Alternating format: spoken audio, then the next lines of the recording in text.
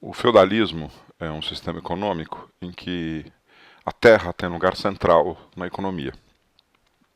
A agricultura é, sem dúvida, a atividade econômica mais importante numa sociedade que acabou marcada por uma baixa atividade comercial.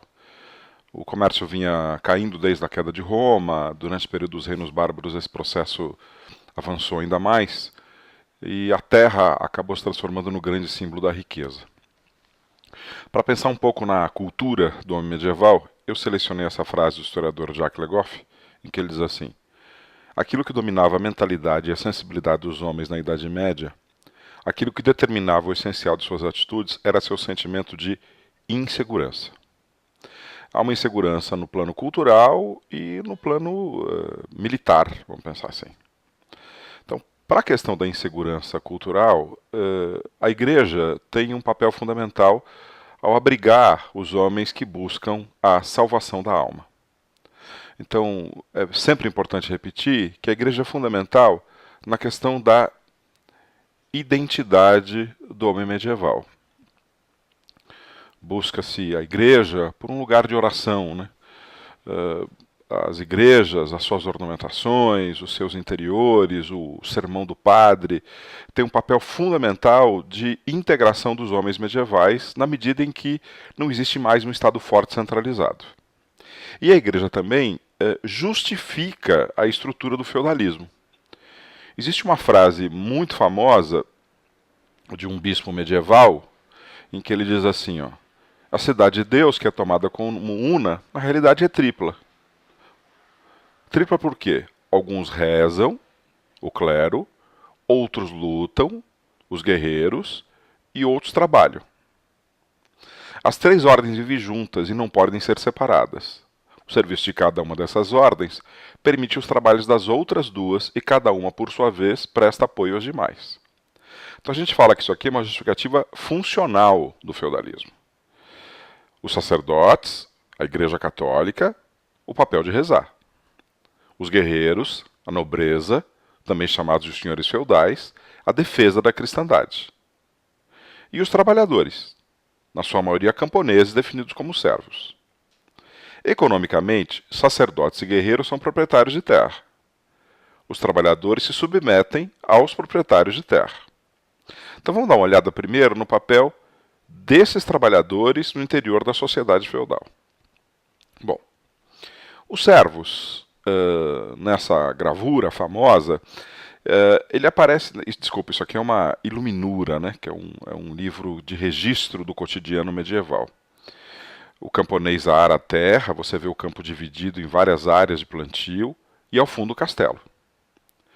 Então, o camponês recebe do proprietário desse castelo, dessa terra, desse senhor feudal, a terra, que lhe permite sobreviver, um pedaço do campo para ele plantar, e a proteção pelo proprietário do castelo, que detém as armas. Em troca desta proteção e da sobrevivência, ele paga uma série de obrigações ao senhor feudal. As três mais importantes são a talha, que é o pagamento pela terra que ele recebe dentro do feudo com uma parte da produção. A corveia, que é um trabalho compulsório. Alguns dias do ano, ele vai trabalhar naquilo que for determinado pelo proprietário de terras. E pagava também as chamadas banalidades, que é o pagamento pelo uso de ferramentas ou instrumentos do senhor feudal. Paga uma série de outras taxas, mas essas são as mais importantes. Ele ocupa esse lugar e a igreja justifica dizendo que esse é o papel que ele cumpre perante Deus. O outro grupo da sociedade é a nobreza, os senhores feudais, os guerreiros, o proprietário do castelo.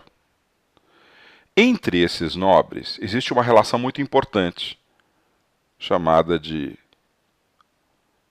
suzerania e vassalagem. O suzerano é o que cede o benefício, tradicionalmente um pedaço de terra. E o vassalo é o que recebe o benefício, o que recebe a terra. Se faz um juramento solene, muitas vezes na presença de um membro do clero, em que o vassalo se compromete a auxiliar o suzerano e o suzerano ao vassalo. Essencialmente, o que acontece na suzerania e vassalagem? Um acordo militar entre dois guerreiros, que se comprometem a prestar auxílio militar mútuo em caso de guerra.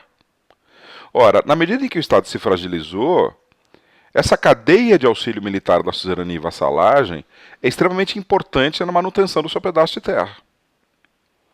Então, essa cadeia é uma cadeia entre guerreiros que oferecem apoio militar mútuo para a proteção das terras.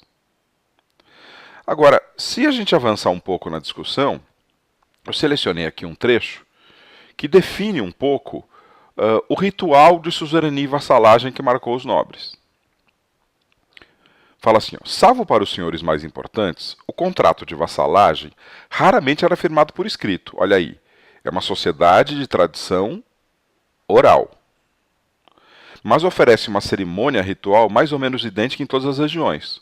Olha como era o ritual.